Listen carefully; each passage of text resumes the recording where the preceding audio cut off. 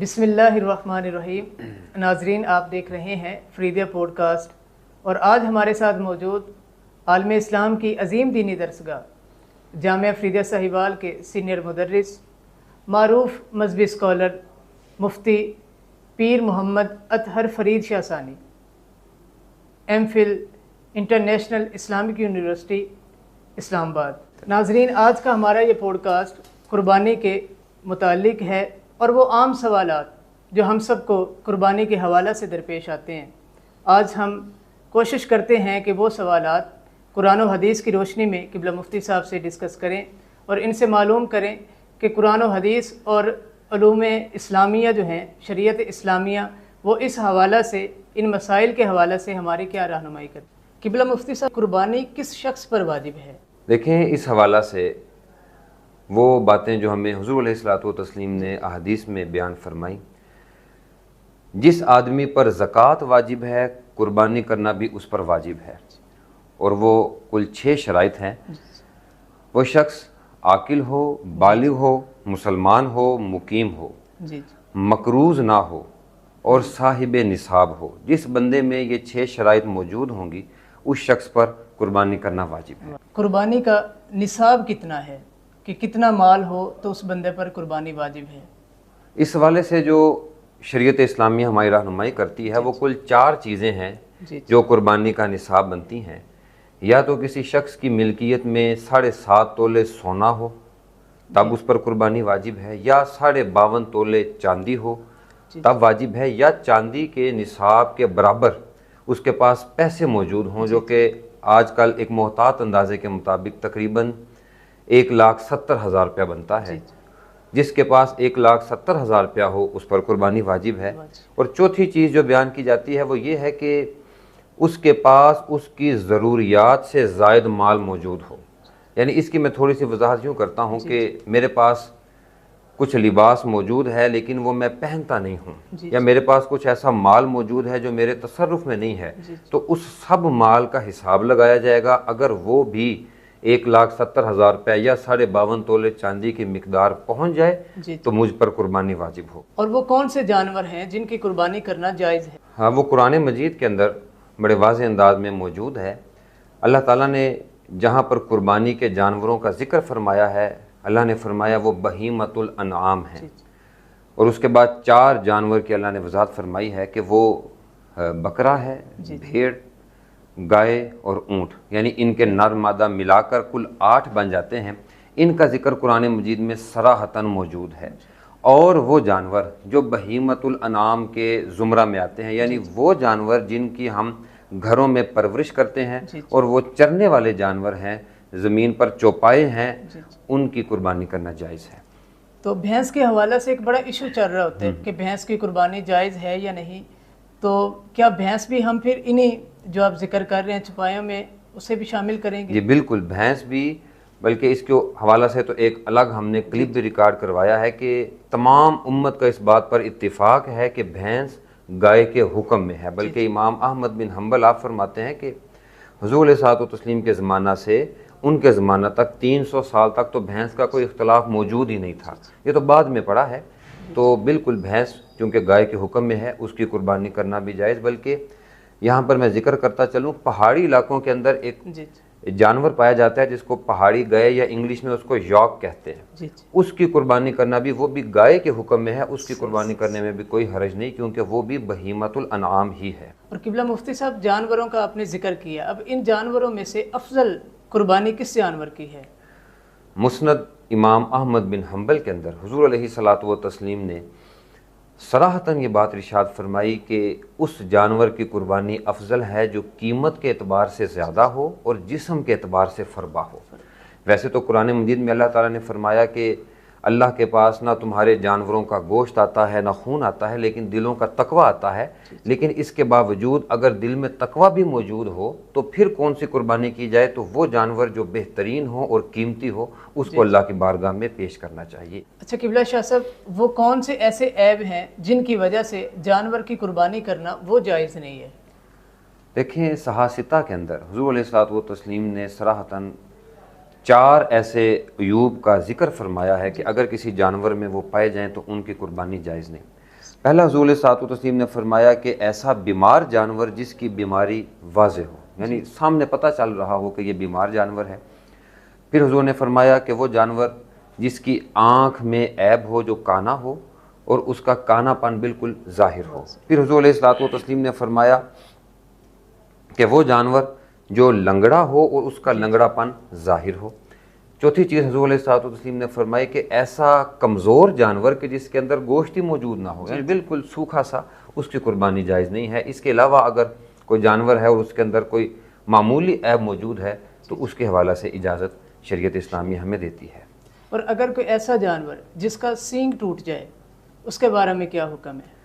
دیکھیں، اس حوالہ سے علماء اکرام کی، مفتیان اکرام کی اپنی اپنی آراء موجود ہیں، لیکن بہترین اس کا جو جواب ہے وہ ہمیں حدیث شریف کے اندر ملتا ہے۔ حضرت مولا کائنات سیدنا علی المرتضیٰ رضی اللہ تعالی عنہ آپ فرماتے ہیں کہ ہمیں حضور علیہ الصلوۃ والتسلیم اس جانور کو ذبح کرنے سے منع فرمایا کرتے تھے جس کا سینگ یا کان آدھے سے زیادہ ٹوٹا یا کٹ جایا کرتا تھا۔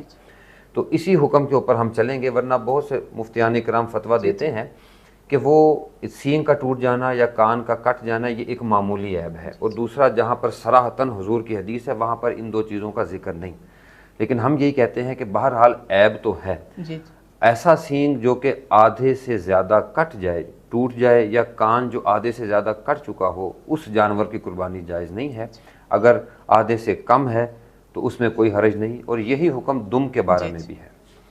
اور اگر ایسا جانور جس کا بچپن سے ہی نہیں ہے، اس کا کان نہیں ہے یا اس کا سینگ ہی نہیں ہے، جب وہ پیدا ہوا پیدائش کے وقت سے نہیں ہے، تو اس کا بھی پھر یہی حکم ہے؟ نہیں، دیکھیں، اگر سینگ پیدائشی طور پر نہ ہو تو وہ جانور کا حسن ہوتا ہے، اس کو بیپاری بھی اس کو خوبصورتی کے اندر لے کر آتے ہیں، لیکن اگر بچپن سے کان نہ ہو تو یہ عیب تصور کیا جاتا ہے۔ تو جس کا شروع سے کان ہی نہ ہو یا دم نہ ہو یا تھن نہ ہو، اس کی قربانی جائز نہیں ہے۔ لیکن اگر کسی کا ابتدا سے، بچپن سے اس کے سینگ ہی نہیں ہے، اس کی قربانی میں کوئی حرج نہیں ہے۔ یہ جو آپ ذکر کر رہے ہیں یہ ہے دو سینگوں کا۔ اگر ایسا جانور ہے جس کا ایک سینگ ہے اور دوسرا نہیں ہے، وہ کیا پھر ہم اسے عیب میں شامل کریں گے کہ یہ عیب دار جانور ہے؟ ہاں، وہ عیب دار ہو گیا، کیونکہ اب ایک سینگ اس کا نارمل تھا، دوسرا عیب کی وجہ سے نہیں آیا، وہ عیب کے اندر چلا جائے گا۔ دوسری جو ایک اور بڑی کنفیوزنگ ہے وہ یہ ہے کہ خصی جانور کے حوالے سے کچھ ہمارے بھائی کہتے ہیں کہ خصی جانور کرنا چاہیے، کچھ کہتے ہیں خصی نہیں کرنا چاہیے، تو اس حوالے سے آپ ہماری رہنمائی کریں۔ صحاح ستہ کے اندر، سنن ابن ماجہ میں، سنن ترمذی کے اندر حضرت سیدنا ابو ہریرہ رضی اللہ تعالی عنہ، حضرت سیدنا جابر بن عبداللہ رضی اللہ تعالی عنہ اور دیگر صحابہ اکرام سے یہ حدیث مبارکہ مروی ہے کہ حضور علیہ الصلوۃ والتسلیم ہر قربانی کے موقع پر دو موٹے سینگوں والے خوبصورت سیاہ اور سفید دھبوں والے خصی جانوروں کو ذبح فرمایا کرتے تھے، ایک اپنی طرف سے اور دوسرا اپنی امت کی طرف سے۔ تو بالکل خصی جانور کو ذبح کرنا سنت کے مطابق ہے، اس میں کوئی حرج نہیں ہے، جیسا کہ حدیث میں پتہ چلتا ہے۔ قبلہ، آج کل ظاہر ہے جس معاشرے میں ہم رہ رہے ہیں تو بہت ساری ایسی سہولیات بھی آ گئی ہیں جو ظاہری طور پہ، جیسے آپ نے عیب بیان کیے ہیں جانور کے، وہ ان عیب کو وقتی طور پہ چھپا لیتے ہیں بیوپاری جو ہیں۔ اب کسی بندے نے جانور خریدا، وہ ظاہری طور پہ انہوں نے عیب چھپا لیا، جب وہ گھر آیا ایک دو دن بعد اسے پتہ چلا کہ اس جانور میں تو یہ عیب ہے، تو اب اس کے بارے میں کیا حکم ہے؟ دیکھیں، حضرت سیدنا مولا کائنات علی المرتضیٰ رضی اللہ تعالی عنہ آپ فرماتے ہیں کہ ہمیں حضور علیہ الصلوۃ والتسلیم تاکید کے ساتھ فرمایا کرتے تھے کہ جب بھی قربانی کا جانور خریدو تو اس کی آنکھ اور کان کو اچھے طریقے سے دیکھا کرو۔ اب آپ جب بیپاری کے ساتھ سودا کر رہے تھے، آپ نے سودا کیا اور آپ نے اچھے طریقے سے معائنہ نہیں کیا، تو اس میں غلطی کس کی ہے؟ آپ کی اپنی ہے۔ اب چونکہ غلطی آپ کی ہے تو اس طرح کا عیب دار جانور جس کا عیب بعد میں واضح ہو رہا ہو، اس کی قربانی جائز نہیں ہے۔ آپ یا تو اس کو تلاش کر کے واپس کریں یا اور کوئی جانور خریدیں، کیونکہ اللہ کی بارگاہ میں عیب دار جانور پیش کرنا یہ اللہ کی شان کے خلاف ہے۔ قبلہ مفتی صاحب، جانور قربانی کے لیے خریدا، اب قربانی کے دنوں میں وہ کوئی ایسی ضرورت پیش آ گئی، وہ جانور کو فروخت کرنا پڑ گیا، تو ایسے حالات میں اسلام ہمیں کیا درس دیتا ہے؟ یعنی کوئی حرج نہیں ہے، آپ ضرورت کے پیش نظر آپ کسی قربانی کے جانور کو فروخت کر سکتے ہیں، لیکن آپ پر واجب وہیں پر موجود ہے، آپ کو اس کے عوض دوسرا جانور خرید کر قربان کرنا ہی ہوگا۔ یہاں پر علماء کرام فرماتے ہیں کہ آپ نے پہلے جانور ایک قیمت میں خریدا اور جب آپ نے اس کو بیچ دیا تو آپ نے نفع کے ساتھ بیچا، تو جو آپ نے نفع کمایا ہے اس کو بھی صدقہ کیا جائے گا، وہ آپ کے لیے درست نہیں ہے، آپ نے اس کو صدقہ کرنا ہے اور پھر جس قیمت میں آپ کو جانور ملے اس کو خرید کر اللہ کی راہ میں قربان کریں۔ قبلہ مفتی صاحب، آج کل ہمارے ہاں جیسے حصے شامل کیے جاتے ہیں، اب کوئی ایسا شخص ہے جس کی کمائی ظاہراً سب کو پتہ ہے کہ یہ سودی کاروبار کرتا ہے یا اس کے جو انکم کے سورسز ہیں وہ حلال نہیں ہیں، حرام ہیں، تو ایسے شخص کو اسے حصے میں شامل کرنا یہ کیسا ہے؟ دیکھیں میں اس کو تھوڑا کلیریفائی یوں کر دوں کہ حرام کی کمائی سے اگر بندہ تنہا جانور کرے تو اس کا کیا حکم، اور اگر وہ شرکاء کے ساتھ کرے، یہ دو الگ الگ مسئلے ہیں، میں دونوں کو ڈسکس کر لیتا ہوں۔ دیکھیں مسلم شریف کی حدیث مبارکہ ہے، حضور علیہ الصلوۃ والتسلیم نے فرمایا ان اللہ طیب، اللہ پاک ہے، ولا یقبل الا طیبا، اور اللہ پاک ہی قبول فرماتا ہے۔ تو اس بات کو دیکھتے ہوئے اگر کسی آدمی کا پیسہ یا کمائی حرام کی ہے اور وہ اپنا بکرا اللہ کی راہ میں قربان کرنے کی کوشش کرتا ہے تو چونکہ وہ حرام ہے اس کی قربانی اس کے لیے جائز نہیں ہے اور وہ قابل قبول بھی نہیں ہوگا حدیث کے روح سے۔ دوسرا، اگر کوئی شخص شرکاء کے ساتھ مل کر بڑے جانور کے اندر مثلا گائے میں، بھینس میں یا اونٹ کے اندر حصہ ڈالتا ہے اور ایک شخص کی کمائی حرام کی ہے، اب دیکھیں بہت سے لوگ تو کہتے ہیں کہ بقیہ لوگوں کی بھی جو حصہ ہے وہ درست نہیں ہے، قربانی جائز نہیں، لیکن میں یہاں سے کہتا ہوں کہ باقیوں کا کیا قصور ہے، ان کی تو کمائی حلال کی ہے، جیسا کہ پہلے ذکر ہوا کہ اللہ کو نہ آپ کا گوشت چاہیے نہ اس کا خون چاہیے، دلوں کا تقوی چاہیے، تو اگر کسی ایک آدمی کا حصہ اندر حرام کا آ بھی گیا ہے تو بقیہ کے اوپر کوئی، بقیہ کی صحت پر کوئی فرق نہیں پڑتا، وہ اپنی قربانی پیش کریں، اللہ تعالیٰ قبول فرمائے گا۔ چاہے انہیں یہ معلوم ہے کہ اس کی آمدن جو ہے وہ ناجائز ہے تو پھر بھی وہ اسے شامل کر سکتے ہیں؟ احتیاط تو اسی میں ہے کہ اس کو شامل نہ کیا جائے، اس کو پہلے پہل نکال دیا جائے، لیکن آپ کو بعد میں پتہ چلا تو اب کیا کیا جا سکتا ہے، اب دوبارہ سے تو وہ نئے انداز سے نئے سرے سے قربانی کر نہیں سکتے ہیں، ویسے بھی وقت جا چکا، تو پھر آپ یہی حکم ہے کہ آپ اس کو جانے دیں، اللہ تعالیٰ اس کو قبول فرمائے گا۔ قبلہ مفتی صاحب آپ یہ بتائیں کہ جانور کو ذبح کرنے کا سنت طریقہ کون سا ہے؟ کیونکہ آج کل آپ نے دیکھا ہے کچھ مشینی آلات اس طرح کے آ چکے ہیں۔ دیکھیں ایک مسنون طریقہ تو یہ ہے کہ جانور کو اپنے ہاتھ سے چھری کے ساتھ ذبح کیا جائے، لیکن چونکہ آج کل ہمیں یہ ماڈرن سائنس جو ہے یہ سہولت مہیا کرتی ہے کہ ہم تھوڑے وقت کے اندر یہ زیادہ فائدہ حاصل کر سکتے ہیں، تو کوئی حرج نہیں ہے اگر بسم اللہ پڑھ کے آپ نے تکبیر پڑھ کے بٹن کو آن کر دیا تو وہ مشین جتنے جانوروں کو ذبح کرتی جائے گی تو وہ ذبیحہ حلال اور جائز ہوگا، اس میں کوئی حرج نہیں۔ اور اگر تکبیر پڑھنا بھول گئے، وہ ایسے آلات ہیں کہ اب ادھر توجہ تھی اور تکبیر پڑھنا بھول گئے، تو اس کے بارے میں کیا حکم ہے؟ دیکھیں اگر تو جانور پر جان بوجھ کر تکبیر نہیں پڑی تو صراحتاً قرآن مجید کے اندر اس کا حکم ہے کہ ایسا ذبیحہ حلال نہیں، لیکن اگر بھول گئے ہیں لیکن دل کے اندر ایمان موجود ہے تو اس کے حوالے سے اجازت ہے کہ اگر اس کو یاد ہوتا، کیونکہ حضور علیہ الصلوۃ والتسلیم نے فرمایا میری امت سے خطا اور نسیان کو اٹھا لیا گیا ہے، تو خطا اور نسیان کی وجہ سے حکم جاری نہیں ہوگا اور ذبیحہ جائز ہو جائے گا۔ اور کس حد تک وہ جانور کی گردن جو ہے اس کی رگیں جو ہیں وہ کاٹنی چاہیے؟ دیکھیں جانور کے گلے کے اندر 4 طرح کی رگیں موجود ہوتی ہیں، حلقوم، مری اور ودجان۔ ایک رگ ہے جو کہ سانس کی نالی ہے، دوسری ہے جو کھانے کی نالی ہے، اور 2 نالیاں خون کی سپلائی کی ہوتی ہیں۔ تو علماء اکرام فقہا کہتے ہیں کہ ان میں سے اکثر اگر کٹ جائے تو آپ کا ذبیحہ جائز ہوگا، اکثر سے کم ہو تو پھر ذبیحہ جائز نہیں ہے۔